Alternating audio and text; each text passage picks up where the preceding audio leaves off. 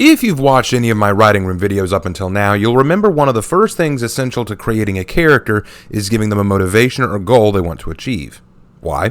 Because characters want things. A character without a direction or a desire is often boring or uninteresting, not someone we would want to follow. Quite often, if the character has no drive, then we have no interest in their story.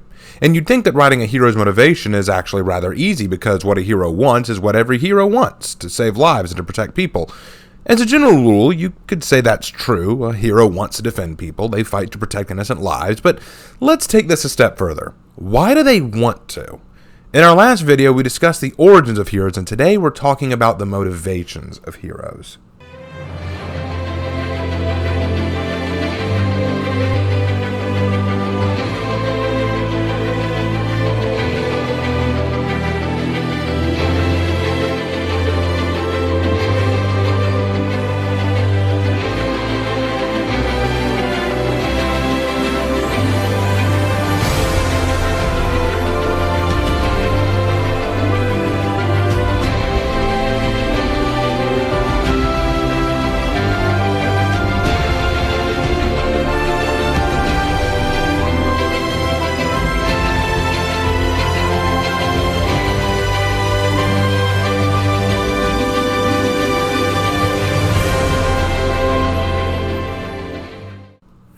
Hero motivation is definitely about the hero having a personal and wider goal for themselves, but there's something else essential for the motivation to make sense, and that is personal values. What does the hero put their value and stock in? What is their life philosophy, and what is the driving force behind their every decision?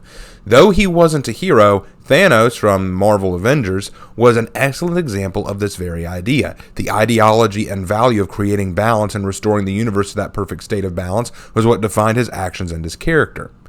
Let's take a look at a character like Spider-Man. Spider-Man's larger goals are pretty obvious. He wants to protect people, but he also has personal goals. He wants a family. He wants love in his life. He wants relationships, compassions, and success. Spider-Man wants to be more than just the nerdy guy with a dead-end job. He wants to make a difference in the world.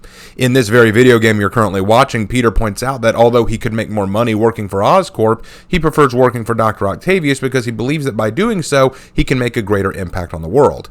This is one of the areas I think the game handled really well in Peter's character. However, these things mean little unless we understand Peter's personal values. What does he personally hold in priority?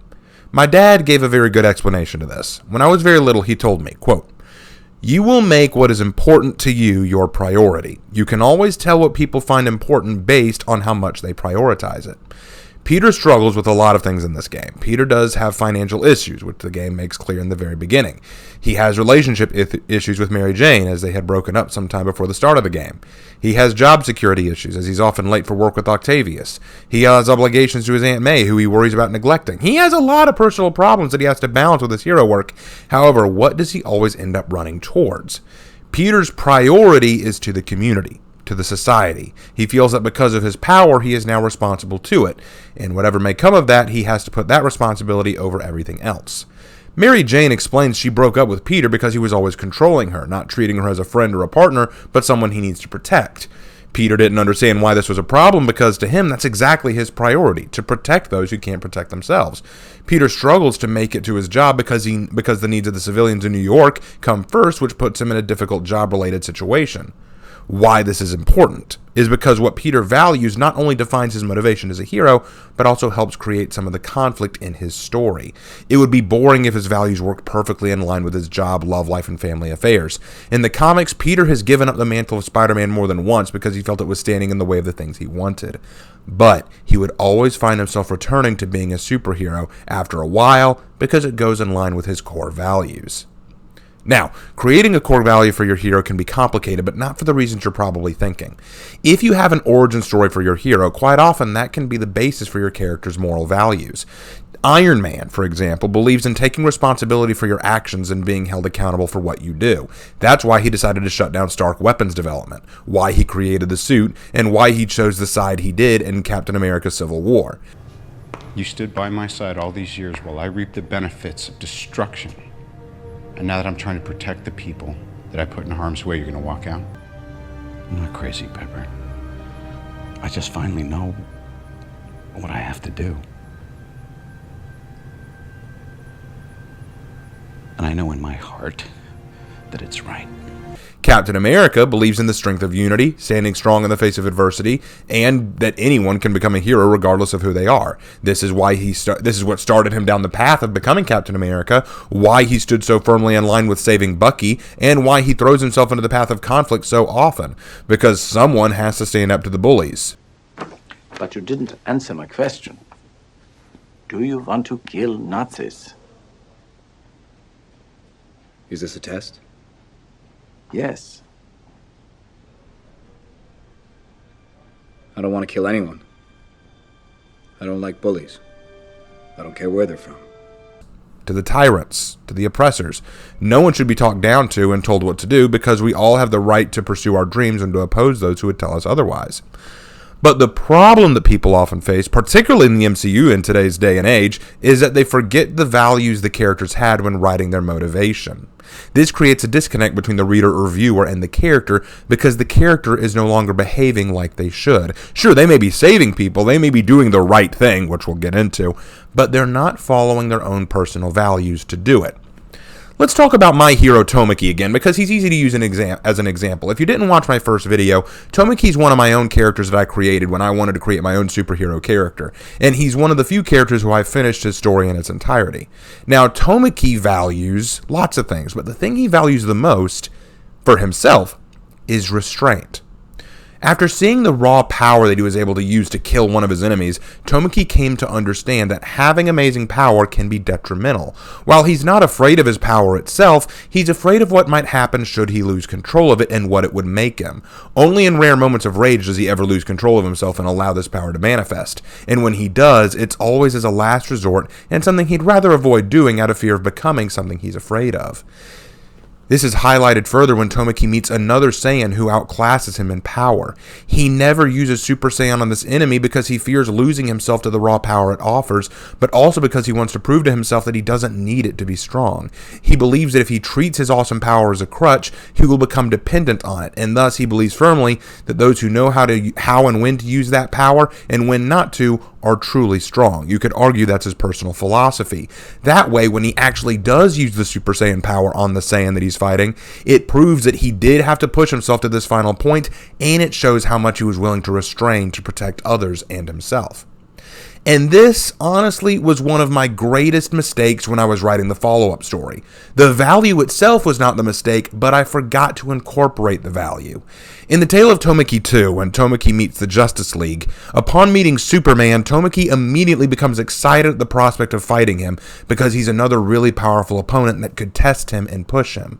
See, at this point in Tomoki's story, he's beaten all the big bad guys. After defeating Boalok, the Demon Lord, he feels like there's no one else who can challenge him, and his Saiyan blood is boiling for another fight. Upon meeting Superman, he finally thinks he's met a worthy opponent, one that could test him. But rather than fight him directly and outright and with restraint, he immediately goes Super Saiyan, despite them being in the Watchtower in space with other members of the League present. He was not considering the safety of anyone else or his own, and that was a mistake on my part. I abandoned his values for the sake of an action moment. I'm not saying it was wrong for him to go Super Saiyan when fighting Superman, but it is wrong that he immediately went to that extreme when his entire character has been built around not making that his power go-to. He can go Super Saiyan, that's fine, but if he jumps right into it, it breaks the line of thought that Tomoki had. His whole character was all about restraint, holding back his power, not being reliant on it. Now he just jumps right into it. And that was a mistake on my part, and it's a mistake that I hope you don't make and other better writers than me don't make. Now, before we wrap things up, I'll leave you with one more piece of advice. This is one that I hear a lot when talking about heroes, but whenever I ask people, hey, why does this hero do this, or why is this hero a hero, they often say the same thing. They say they're doing the right thing. And I would advise this. Avoid the right thing trap. It's a very common explanation for heroes' motivations is that they just want to do the right thing. But the right thing is vague, arbitrary, and subjective, especially in today's modern storytelling world, where every villain claims that they are altruistic and misunderstood. Most villains today will claim that it is they who are doing the right thing, and it is the heroes who stand in the way of that. So just doing the right thing is a very piss-poor motivation for a hero. Instead, you need to go deeper than that. Why do they want to do the right thing? What is the right thing to your hero, and what makes them think that way? Take Izuku Midoriya from My Hero Academia. He too wants to do the right thing. He wants to be a hero and convince people to look up to him and have faith in him. But it goes deeper. He wants to be the best hero. The number one hero. He wants to shine brighter than any other hero and assume the mantle and title of his personal hero and mentor, All Might. He wants to win the acknowledgement of Bakugo, his childhood friend. He wants to feel like he belongs in a society that has rejected him since he was small. He wants to obtain control over his power. All of these are obtainable, relatable, and understandable goals that define Deku's actions. They go beyond just doing the right thing and push Deku from just a nameless superhero to being a more three-dimensional character. In fact, most of the heroes in Deku's class have personal goals and aspirations that define them as heroes. Todoroki wants to find closure and purpose outside of his father's goals for him and wants to become his own hero, which is why he at first chooses not to use his father's quirk out of spite, but even when he does use it, it's not for his father's sake, but because he wants to create his own philosophy. Bakugo wants to be the world's greatest hero to affirm his worldview, and his fear of weakness makes him lash out at everyone and anyone to remind them and himself of his own power. Uraraka wants to become a superhero and be successful so she can use the money from being a superhero to support her family financially, which leads to her seriousness in the UA Sports Festival so that potential hero agencies will notice her. Ito wants to follow in the footsteps of his older brother, who is a well-known professional hero, and live up to the reputation set by his family, which makes him act overly professional, by the books, and serious all of the time, even when it doesn't make sense to. I could go on, but you get my point by now.